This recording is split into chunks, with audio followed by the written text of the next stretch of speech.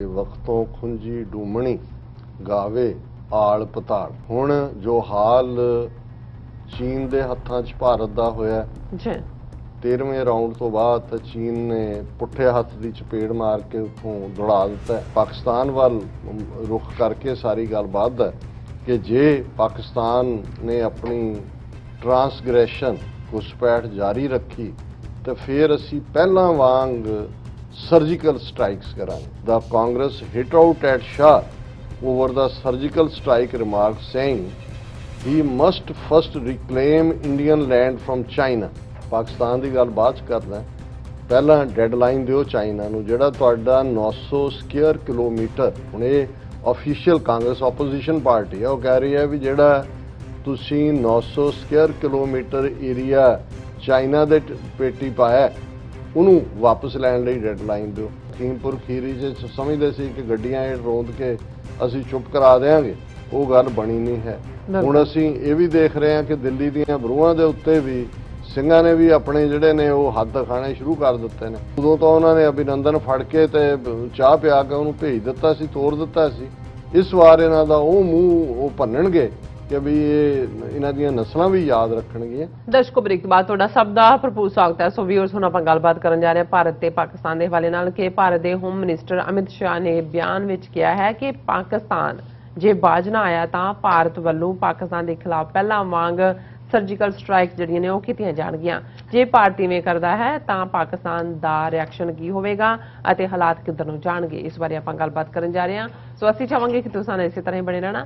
ਦੇਖਣ ਸੁਣ ਲਿਆ ਲਿਖਣ ਲਈ ਤੁਹਾਡਾ ਸਭ ਦਾ ਬਹੁਤ ਬਹੁਤ ਸ਼ੁਕਰੀਆ ਜੀ। ਡਾਕਟਰ ਸਾਹਿਬ ਕੀ ਕਹਿਣਾ ਚਾਹੋਗੇ?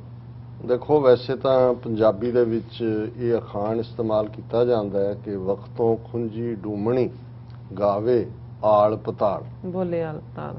हुण जो हाल चीन के हत्थां 'ਚ भारत का होया 13वें राउंड तो बाद चीन ने पुठे हथ की चपेड़ मार के उतों दौड़ा दिता है जिथे गलबात ਲਈ गए हुए सीगे। और कल असी जिक्र किया सी कि भूटान भी गया कि उन्होंने जिहड़ा वो MOU साइन किया है भूटान ने और चीन ने वर्चुअली, और भारत नूं इस दी कन्नो कन भी खबर नहीं हुई। वो तो उन्हां दी फॉरेन मिनिस्ट्री रिएक्ट ही कर रही सी कि वी हैव नोटिड। नोटिड कौमियां दे विच सी, मतलब यह है कि एक ही हो गया भी कोई साडा बच्चा जमूरा सी जिन्हों असी खंभा थले लुकोया होया सी, उन्होंने बाहर नदी हवा लगन ही नहीं सी दिंदे। उन्होंने इंडिपेंडेंटली जिहड़ा अपना डिसीजन लिया और उन्होंने देख लिया कि भाई जे दरिया दे विच रहना तो मगरमच्छ नाल दुश्मनी नहीं होनी चाहिए या नहीं कर सकते। सो उन्होंने तो चीन दे नाल अपनी आड़ी पा ली है। हुण क्योंकि लोगों के सामने ये खलोण जोगे नहीं ने तो कुछ ना कुछ लोगों नूं कंजम्पशन लई भी देना है, उन्होंने तो वोटां भी लैणियां ने, उन्होंने ये भी दसना है कि हम होते हैं। हुण दशहरे का मौका, विजयदशमी, उधर मोहन भागवत अपनियां जबरियां मार रहा है, उधर मोदी जिहड़ा किते उद्घाटन कर रहा है, अमित शाह जिहड़ा है गोवा 'ਚ पहुंच जाता है क्योंकि गोवा दे विच भी इलैक्शन होने वालियां ने और यह है जी असी सरकार अपनी बनानी है। और उहदे 'ਚ ये कह रहा है पाकिस्तान वाल रुख करके सारी गलबात है कि जे पाकिस्तान ने अपनी ट्रांसग्रैशन घुसपैठ जारी रखी तो फिर असी पहला वांग सर्जिकल स्ट्राइक्स करांगे। हुण देखण नूं तां लगदा है कि भी देखो बड़ा डिफाइंस दित्ती है, लेकिन इस तो पहला कि मैं इस दे उत्ते अपना कमेंट कि पाकिस्तान ने भी इस दे उत्ते फॉरन रिएक्शन दिता है। लेकिन मैं गल जे शुरू करां कि कांग्रेस के स्पोक्समैन रणदीप सुरजेवाड़ा ने इस दे उत्ते कहा the Congress hit out at Shah over the surgical strike remark saying he must first reclaim Indian land from China. Let him give a deadline for reclaiming 900 square kilometer of Indian territory from China, said Randeep Surjewala। वैसे तो ये line ही अपने आप च काफ़ी है कि भी पाकिस्तान की गल बाद करना, पहला डेडलाइन दिओ चाइना नूं जिहड़ा तुहाडा 900 स्क्वेयर किलोमीटर। हुण ये ऑफिशियल कांग्रेस ओपोजिशन पार्टी है, वो कह रही है भी जिहड़ा तुसीं 900 स्क्वेयर किलोमीटर एरिया चाइना दे पेटी पाया उन्होंने वापस लैण लई डेडलाइन दिओ।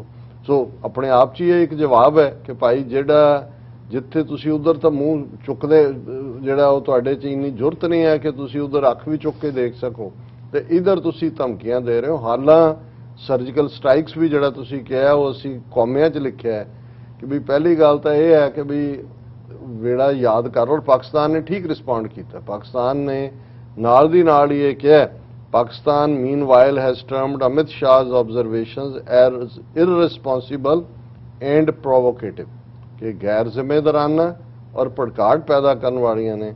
Such statements serve as smoke screen to divert world attention from Jammu and Kashmir and treatment of Muslims and other minorities in India, said Pakistan Foreign Office।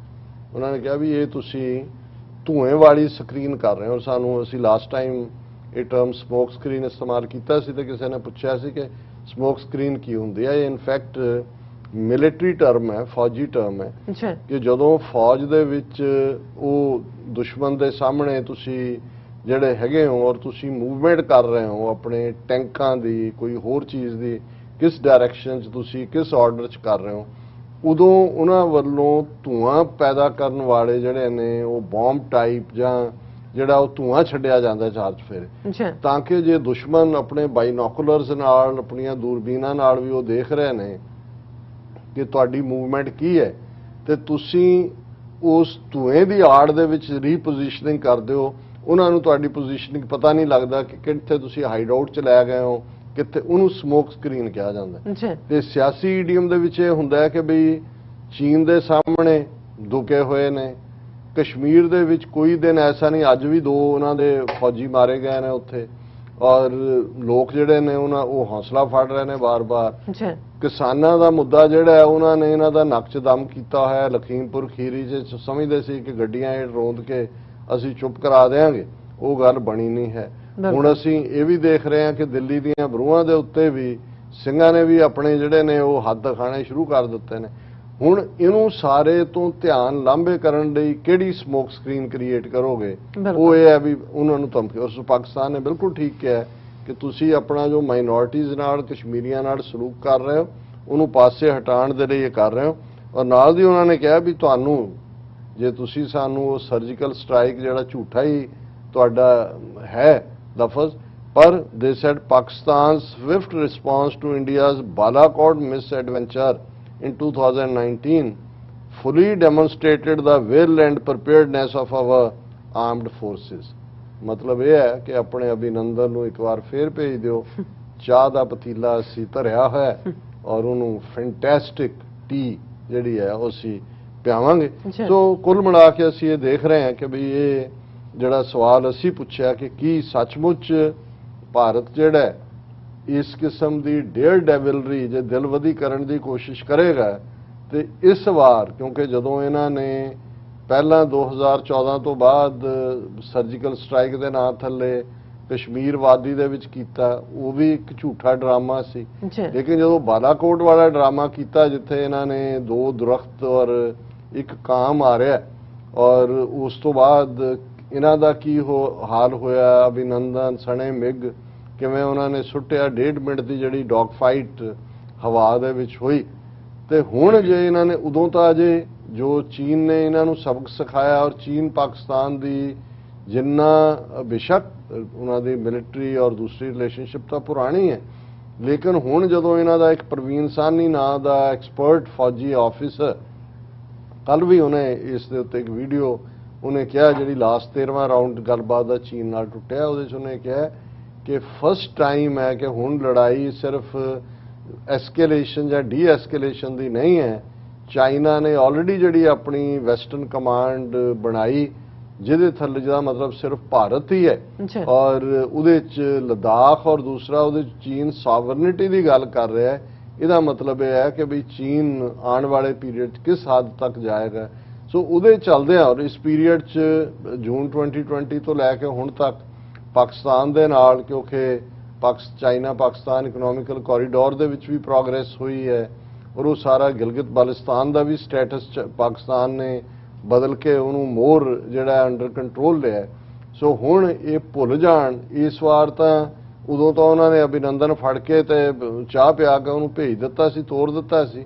ਇਸ ਵਾਰ ਇਹਨਾਂ ਦਾ ਉਹ ਮੂੰਹ ਉਹ ਭੰਨਣਗੇ ਕਿ ਵੀ ਇਹਨਾਂ ਦੀਆਂ ਨਸਲਾਂ ਵੀ ਯਾਦ ਰੱਖਣਗੀਆਂ ਜੀ। ਪਰ ਇਹ ਸ਼ੋਅ ਕਰਦਾ ਹੈ ਕਿ ਇਹ ਕਿਵੇਂ ਪੈਰੋਂ ਨਿਕਲੇ ਹੋਏ ਨੇ ਤੇ ਫਿਰ ਜਦੋਂ ਪੈਰੋਂ ਨਿਕਲ ਜਾਓ ਤੇ ਫਿਰ ਵਕਤੋਂ ਖੁੰਜੀ ਡੂਮਣੀ ਬੋਲਿਆ ਹਸਪਤਾਲ। ਜੀ ਰਾਜ ਸਾਹਿਬ ਤੁਹਾਡਾ ਬਹੁਤ ਬਹੁਤ ਸ਼ੁਕਰੀਆ। ਸਾਥ ਲੈਣੇ ਬ੍ਰੇਕ ਫਿਓਰਸ ਤੁਸੀਂ ਕਿਤੇ ਨਹੀਂ ਜਾਣਾ, ਮਿਲਦੇ ਆਫਟਰ ਦਿਸ ਸ਼ਾਰਟ ਬ੍ਰੇਕ।